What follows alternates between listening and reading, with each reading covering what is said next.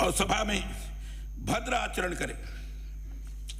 यहां मर्यादित व्यवहार हो, इसके लिए सभी सचेत रहेंगे, तभी लोकतंत्र के प्रति आस्था और विश्वास सदा बना रहेगा।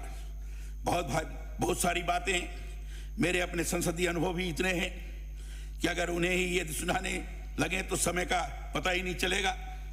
इसलिए अपनी वाणी को विराम देते हुए अंत में ये कहना चाहूंगा कि हम अपनी बात रखें, बहुत मजबूती से रखें, परंतु दूसरे पक्ष को सुनने के लिए भी सदा तत्पर रहें।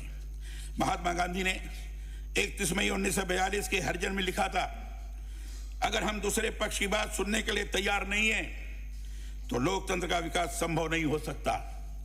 जब हम अपने विरोधी की बात सुनने से इनकार कर देते हैं या उनकी बात को सुनकर उसका उपहास करते हैं, तब उसका अर्थ होता है कि हम विवेक और तर्क का द्वार बंद कर रहे हैं।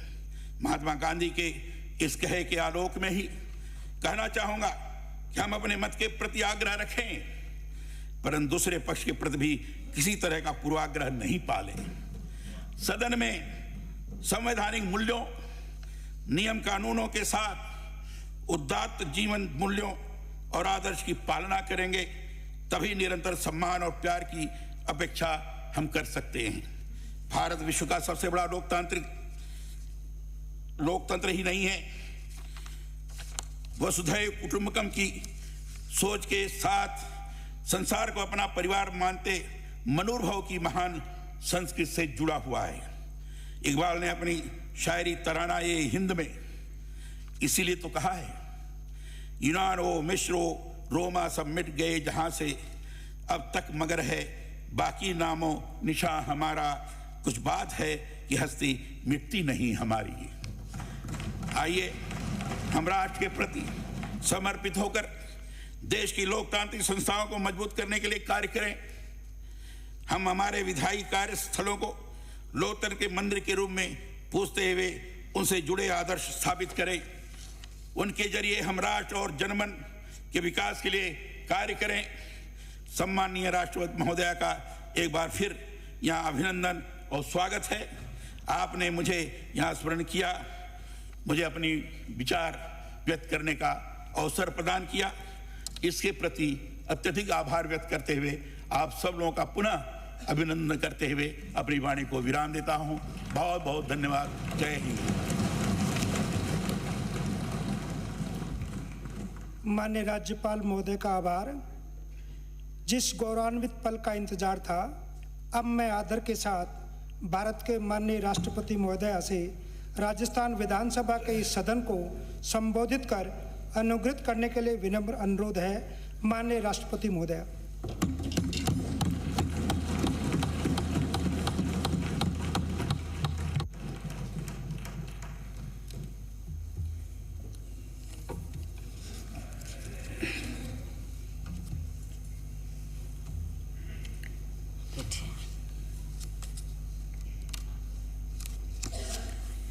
राजस्थान विधानसभा के इस कार्यक्रम में उपस्थित राज्यपाल माननीय श्री कलराज मिश्रा जी, विधानसभा के अध्यक्ष डॉक्टर सीपी जोशी जी, उपस्थित सभी विधायकगण व पूर्व विधायकगण, अन्य जनप्रतिनिधिगण, देवियों और स्वजनों, सभी को नमस्कार।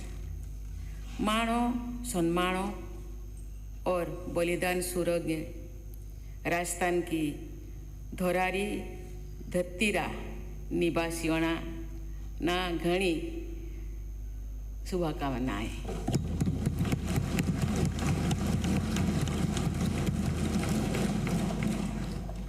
कुछ बोलने से पहले मैं विधानसभा के पावन धरती को मैं नमन करती हूँ।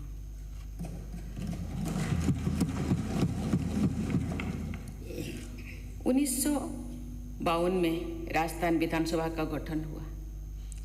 तब से लेकर आज तक इस विधानसभा द्वारा 71 वर्षों का गौरवशाली इतिहास रचा गया है। इसके लिए मैं राज्य की प्रबुद्ध जनता को, राज्यपाल महोदय को, मुख्यमंत्री महोदय को तथा आप सभी विधायकों को हार्दिक बधाई देती हूँ। इस अवसर पर मैं समस्त देशवासियों की ओर से राजस्थान के सभी पूर्व राज्यपालों को, मुख्यमंत्रियों को, विधानसभा अध्यक्षों और विधायकों के योगदान की स्मरण करती हूँ। राजस्थान के लिए ये विशेष गौरव की बात है कि वर्तमान संसद की दोनों सदनों ने अध्यक्षता राजस्थान विधानसभा के पूर्व विधायकों द्वारा की जा रही है। उपराष्ट्रपति के रूप में राज्यसभा के अध्यक्ष श्री जगदीप धनखड़ जी तथा लोकसभा के अध्यक्ष श्री ओम बिरला जी राजस्थान में विधानसभा सदस्य रह चुके हैं। संविधान सभा द्वारा प्रत्येक राज्य में विधायिका की स्थापना सुनिश्चित की गई है। इस प्रकार संविधान की धारा 168 द्वारा विधानसभाओं का गठन करने का प्रावधान लागू हुआ। जैसा कि इस सदन के सभी सदस्य जानते हैं, स्वाधीनता के बाद 1948 में मत्स्य यूनियन की स्थापना के साथ इस राज्य के स्वरूप का निर्माण कार्य शुरू हुआ, जो विभिन्न चरणों में होता हुआ 1956 में स्टेट रीऑर्गेनाइजेशन एक्ट के अनुसार राज्यों के पुनर्गठन तथा अंत में अजमेर के राजस्थान से विलय के साथ संपन्न हुआ। राज्यों के इस एकीकृत तथा व्यापक स्वरूपों के आधार पर विधानसभा का स्वरूप भी निर्धारित हुआ। यद्यपि पहली विधानसभा वर्ष 1952 में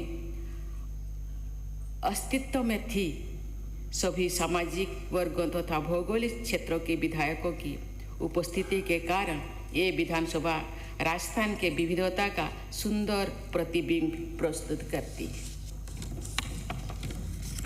क्षेत्रफल के दृष्टि से राजस्थान देश का सबसे बड़ा राज्य है। राजस्थान में जैसलमेर के मरुस्थल से लेकर सिरही के माउंट आबू, उदयपुर की झीलों तथा रणथंभौर के वनांचल में प्रकृति की इंद्रधनुषी छटा दिखाई देती है। ये विधानसभा भवन राजस्थान की पारंपरिक स्थापत्य कला का सुंदर आधुनिक उदाहरण है। जयपुर को यूनेस्को द्वारा वर्ल्ड हेरिटेज सिटी का दर्जा दिया गया है।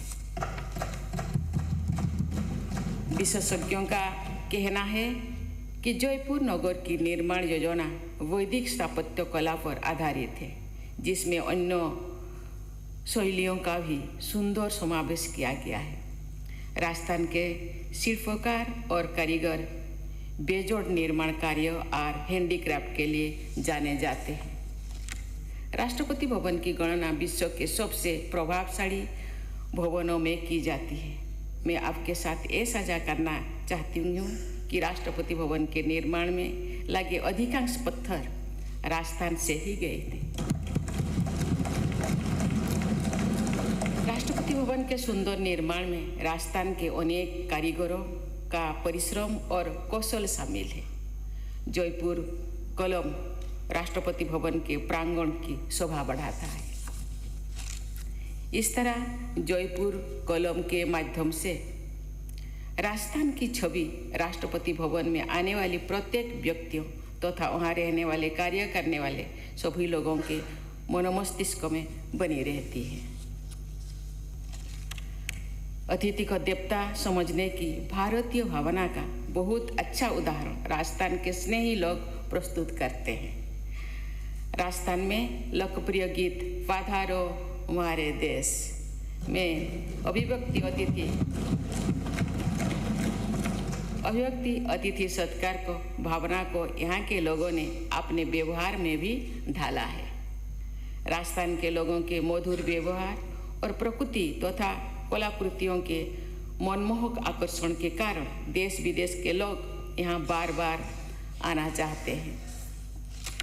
देवियों और स्वजनों, राजस्थान के उद्यमी लोगों ने राज्य से और देश से बाहर जाकर वाणिज्य और व्यापार के विभिन्न क्षेत्रों में अपनी प्रभावशाली पहचान बनाए है। इस प्रकार आप सभी विधायकगण एक समृद्ध परंपरा वाले राज्य में अत्यंत प्रभावशाली और परिश्रमी लोगों के जनप्रतिनिधि हैं।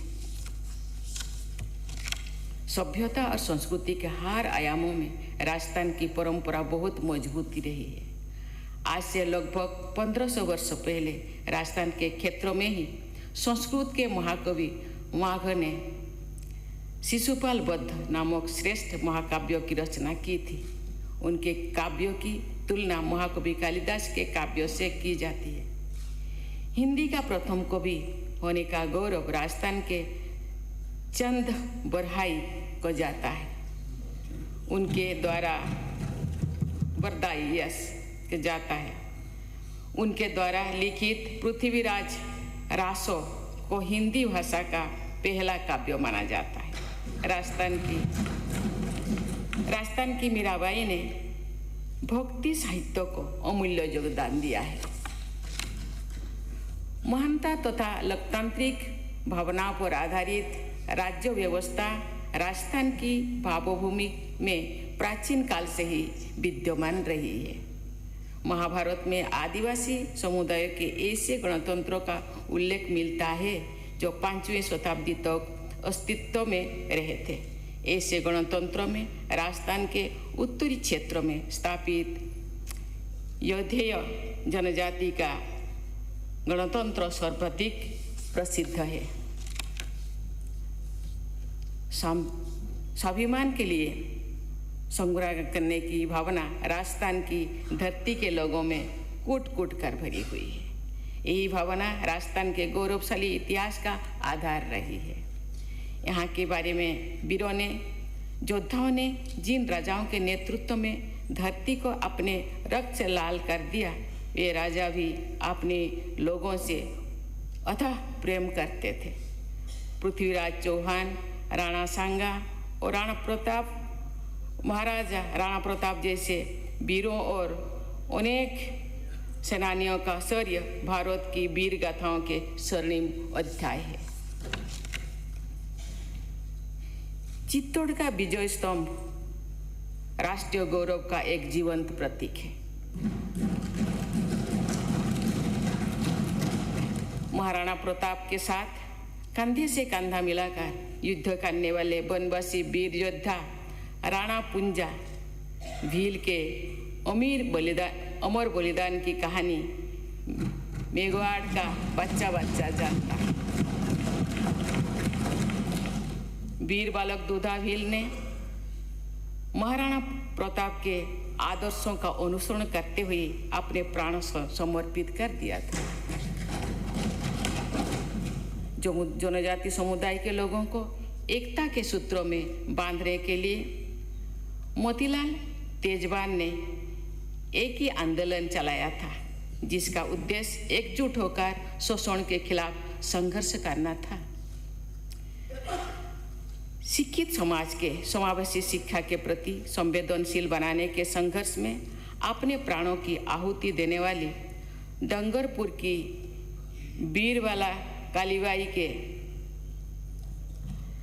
विषय में सभी देशवासियों की जानकारी होनी चाहिए।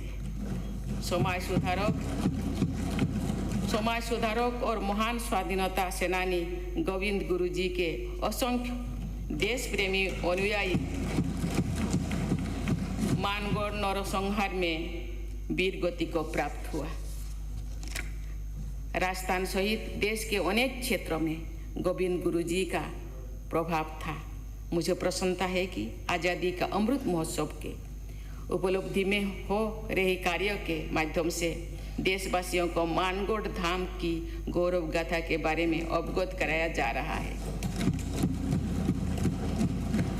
जनजातियों सहित राजस्थान के सभी समुदायों के लोगों ने देश प्रेम के अनुपम उदाहरण प्रस्तुत किए हैं। मैंने विधानसभा में इस विषय पर थोड़े विस्तार में जाकर इसलिए बात कर रही हूँ कि हमारे स्वाधीनता संग्राम के आदर्श पर ही हमारे संविधान के आदर्श निर्धारित किया गया है। न्याय, स्वतंत्रता, समता और बंधुता के ये संवैधानिक आदर्श सभी विधायकों के लिए मार्गदर्शक सिद्धांत होनी चाहिए। स्वाधीनता के बहुत पहले सन 1929 में बाल विवाह को समाप्त करने के महान उद्देश्यों के साथ एक कानून सेंट्रल लेजिस्लेटिव असेंबली द्वारा पारित किया गया था। महिला सशक्तिकरण तथा सामाजिक समावेश का वो महत्वपूर्ण अधिनियम बोलचाल में शारदा एक्ट के नाम से जाना जाता था, क्योंकि उसके प्रेरणा श्री हरिविलास शारदा थे। श्री हरिविलास शारदा राजस्थान के निवासी थे। स्वाधीनता के बाद श्री मोहनलाल सुखाड़िया से लेकर श्री भैरव सिंह शेखावत जैसे जनसेवकों ने संवैधानिक आदर्शों के अनुरूप राज्य स्तर के कानून बनाने में तथा समावेशी और कल्याणकारी योजनाओं को लागू करने में प्रभावी नेतृत्व दिया।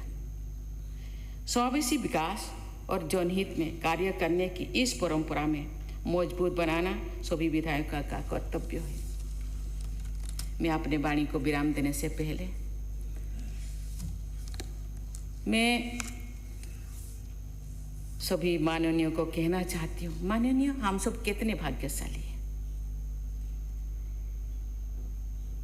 मुझे बताया गया है ये राज्य की जनसंख्या 7 करोड़ से ज़्यादा है। जनप्रतिनिधि, विधानसभा के जनप्रतिनिधि केवल 200।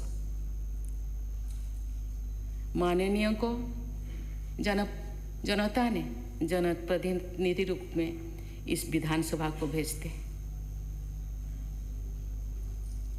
माननीय कभी 1 बार, कभी 2 बार, कभी 3 बार, कभी 4 बार, जिंदगी भर बार बार जनता द्वारा प्रतिनिधि बनकर इस सभा को आके सभामंडन करते हैं। जनता कितना प्यार करते हैं, इसीलिए बार बार आपने चाहती जनप्रतिनिधि को बार बार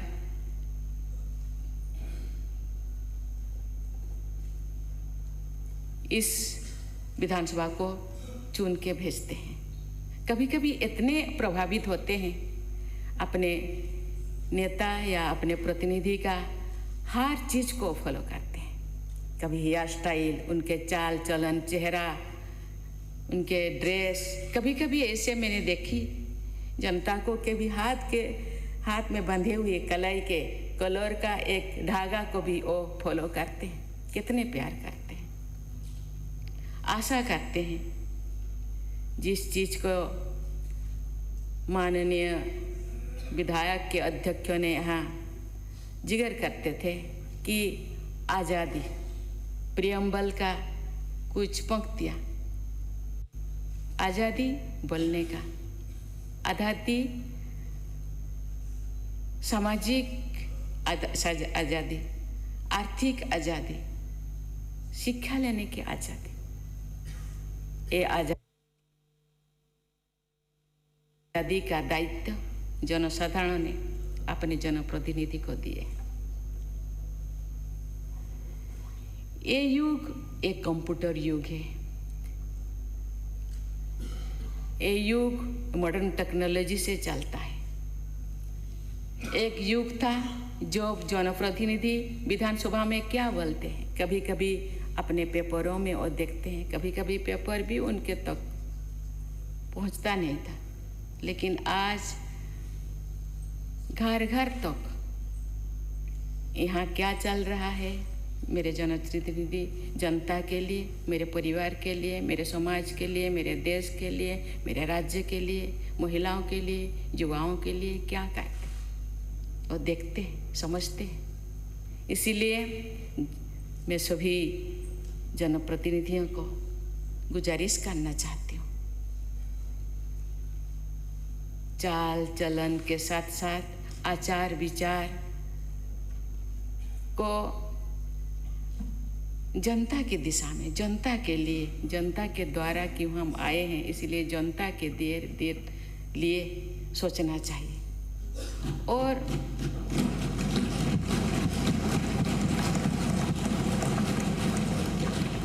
केवल हम नुहे, मैं नुहे, मेरा सच, मैं और मेरा को छोड़ के हमारा होना चाहिए। केवल मैं और मेरा सोचने से देश का या समाज का या राज्य का उन्नति शायद नहीं होगा। इसीलिए हमेशा जनप्रतिनिधि जनता के लिए, राज्य के लिए सोचना चाहिए। मैं और मेरा से ऊपर उठकर मेरा देश, मेरा जनता, मेरे लोग होना चाहिए। मुझे लगता है आप सब समझदार हैं। आप यहाँ इसीलिए बार बार जनता आपको चुनकर भेजे हैं। मुझे लगता है आने वाला दिन जो भी मुद्दा, हमको पता है कि ये मुद्दा हम लोगों के हम अभी चाहिए, नीड ऑफ द आवर, अभी का क्या ज़रूरत है, वर्तमान की ज़रूरत चीज़ें का उसी हिसाब से नियम बनाने का दायित्व जनता ने जनप्रतिनिधि को दिए हैं। आप उसको बना सकते हैं, आपके हाथ में हर चीज़ है। इसीलिए मैं चाहूँगी कि आगे चलकर ये XYZ ने नहीं किया, लेकिन अपने खुद को पूछना चाहिए, मैं क्या किया, हम क्या किए। X नहीं किया, लेकिन मुझे दायित्व दिया गया, जनता ने मुझे दायित्व दिए, मैं क्या किया, मैं जनता के लिए क्या किया, हम मिल के संगठित रूप में क्या किए। मुझे लगता है आने वाला दिन, ये राजस्थान नाम सुनकर मुझे दिल में इतने भावना आती है कि राजाओं के ये राज तंत्र तो अभी नहीं है, लोकतंत्र है। इसीलिए मुझे चुना गया है। मुझे परसेंटेज निकाला जाए तो मुझे पता नहीं कितने होगा, हैं 7 करोड़ और 200, इतने भरोसा करते हैं। मुझे लगता है भरोसा लायक होना चाहिए।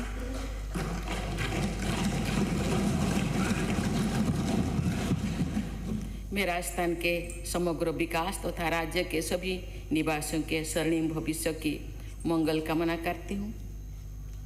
राजस्थान की विधानसभा के सभी सदस्यों जनकल्याण और राज्य के विकास के लिए निरंतर कार्यरत रहेंगे तथा संसदीय प्रणाली के गरिमा को बढ़ाते रहेंगे। इसी विश्वास के साथ मैं अपने वाणी को विराम देती हूँ। जय हिंद, जय भारत, जय राजस्थान।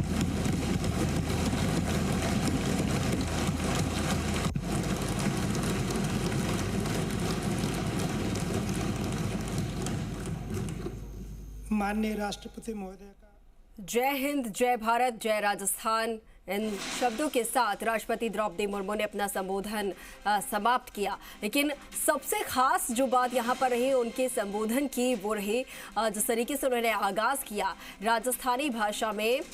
राजस्थान रा वीरारी धरती रा, धोरारी धरती रा निवासिया ने, राजस्थान रा वासिया ने मारी घड़ी घड़ी शुभकामनाएं।